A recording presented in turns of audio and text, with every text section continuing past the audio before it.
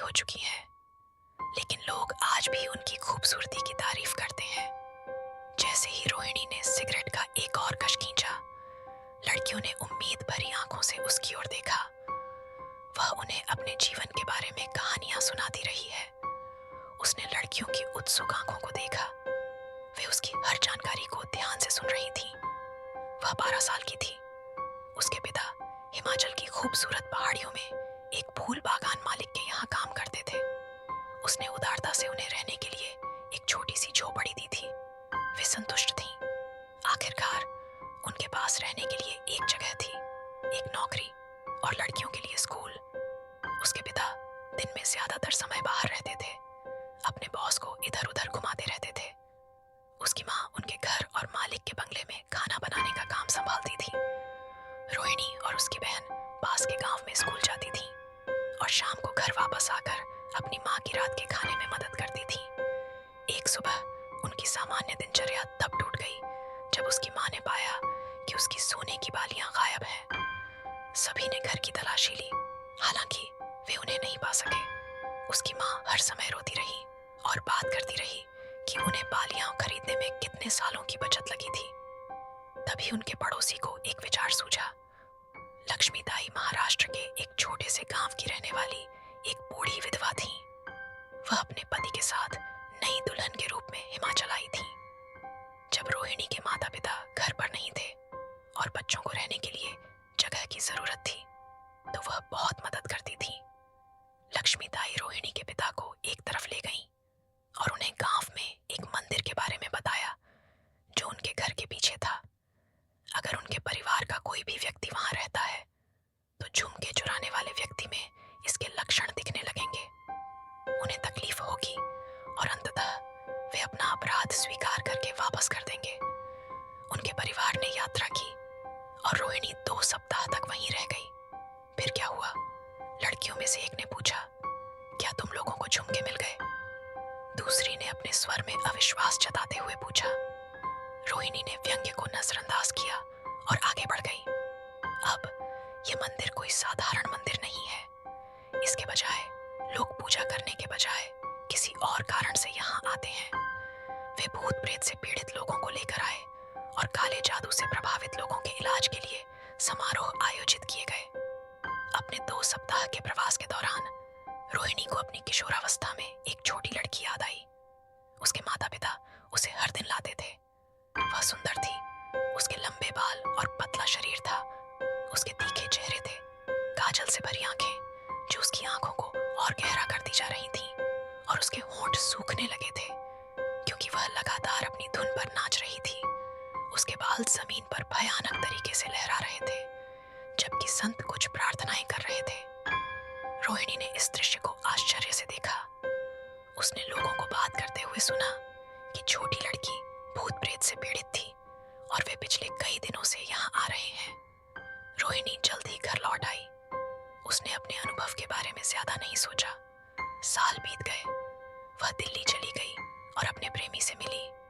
उन्होंने कई जगहों की यात्रा की। उसे अपनी जीवन शैली पसंद थी। दिल्ली में उसका एक अनोखा घर था जिसे वह अपना घर कहती थी। ये एक छोटा सा 2 बेडरूम का घर था।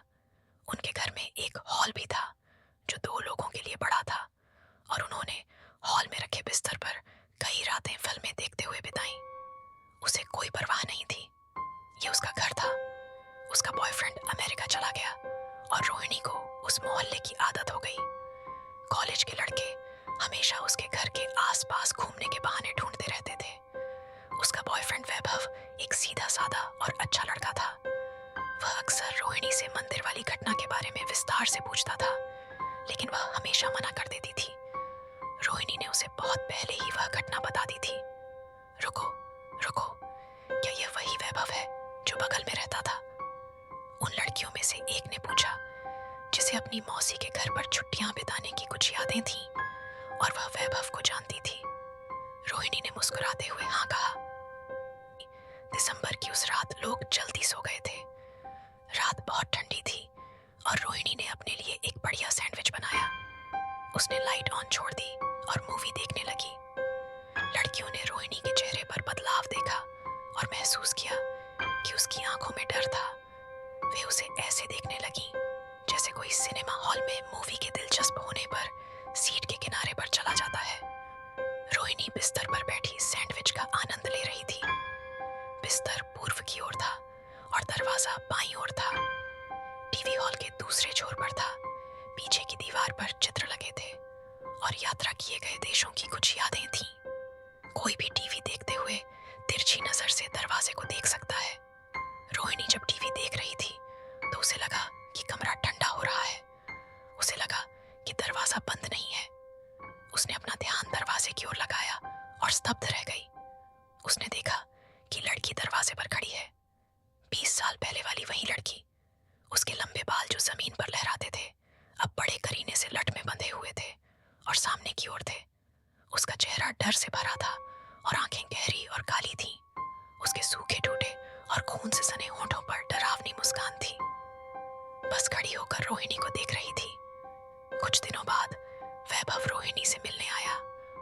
वह दरवाजा पीटता रहा और रोहिणी चुप रही। पीटना बंद हो गया और रोहिणी खिड़की के पास चली गई और पर्दा थोड़ा सा हटाकर देखा कि वह चला गया है या नहीं। अचानक वैभव ने फ्लैट की खिड़की की तरफ देखा और उसे दिखा कि एक खोखली आंखों और डरावनी मुस्कान वाली कोई भूतिया आकृति रोहिणी के कंधे पर बैठी थी। वह घबराकर जल्दी से उसके फ्लैट की ओर भागा, लेकिन जब वह वहां पहुंचा तो भूतिया आकृति गायब हो चुकी थी।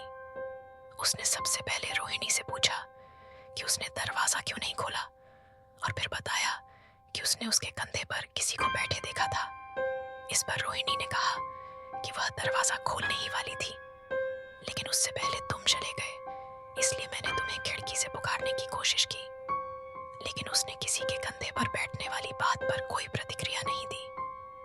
वैभव को थोड़ा अजीब लगा, लेकिन फिर उसने भी इस बात को नजरअंदाज कर दिया। उस दिन के बाद से रोहिणी बहुत बदल गई थी। वो वैभव से बहुत कम बात करती थी और ये बातें वैभव को धीरे धीरे परेशान करने लगीं। वैभव विदेश चला गया और काफी दिनों बाद छुट्टियों पर दिल्ली आया हुआ था रोहिणी के पास, लेकिन रोहिणी का व्यवहार अब भी वैसा ही था। एक दिन रात करीब 12 बजे रोहिणी के कमरे से कुछ अजीब और भयावह आवाजें आ रही थीं। वैभव तो वैसे ही रोहिणी से नाराज था। उसके व्यवहार को लेके वो गुस्से में रोहिणी के कमरे में चला गया तो देखा कि रोहिणी तो सो रही है। वैभव को थोड़ा अजीब लगा। वो सोचने लगा कि आवाजें तो यहीं से आ रही थीं, लेकिन ये कमरा तो शांत है।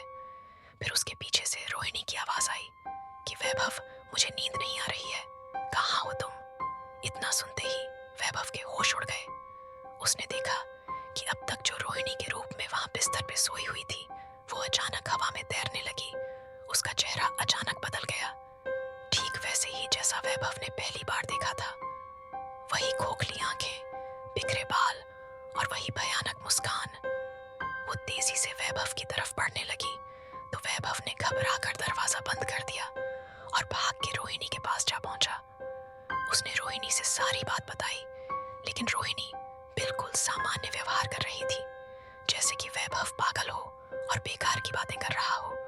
वो कहने लगी, अरे कुछ नहीं, वो तुम्हारा भ्रम होगा, अंधेरे में तुमने कुछ अजीब देख लिया होगा। वैभव का सब्र अब जवाब देने लगा था।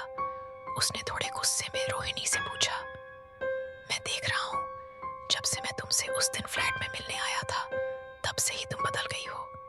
ऐसा क्या हुआ है? तो रोहिणी ने अजीब सी मुस्कान के साथ कहा, मुझे थोड़े ना कुछ हुआ है, तुम्हें ही उस दिन से अजीब और डरावनी चीजें दिख रही हैं। वैभव हक्का बक्का रह गया। उसने रोहिणी के चेहरे पर ऐसी मुस्कान पहले कभी नहीं देखी थी। वो खुद को संभालते हुए बोला, उस दिन तुमसे फ्लैट पर मिलने कोई और भी आया था क्या? रोहिणी ने वैभव के पीछे इशारा करते हुए कहा, हाँ वो आई थी। वैभव ने डरते हुए अपनी गर्दन घुमाई और उसने वही भयानक आकृति देखी, उसी भयानक मुस्कान के साथ। उसके बाद रोहिणी ने वैभव से कहा, तुम हमेशा पूछते थे ना उस मंदिर वाली घटना और उस लड़की के बारे में, ये तुम्हारे पीछे वही लड़की है। अब जाओ और उससे पूछ लो। और इतना कहते ही रोहिणी जोर जोर से एक भूतिया मुस्कान के साथ हंसने लगी। कहते हैं कि उस दिन के बाद से वैभव अजीब व्यवहार करने लगा, लगभग पागल सा हो गया था। और एक दिन सुनने में आया कि उसने खुदकुशी कर ली, उसी फ्लैट की, उसी खिड़की से कूदकर। रोहिणी दिल्ली छोड़ के चली गई और फिर कभी नहीं लौटी। आस पड़ोस के लोगों का कहना था कि रोहिणी ने जाते वक्त कान में 2 चमकती हुई सोने की बालियां पहन रखी थी। वो फ्लैट आज भी वैसे ही वीरान पड़ा हुआ है। आज भी उसमें से वैभव की पागलों वाली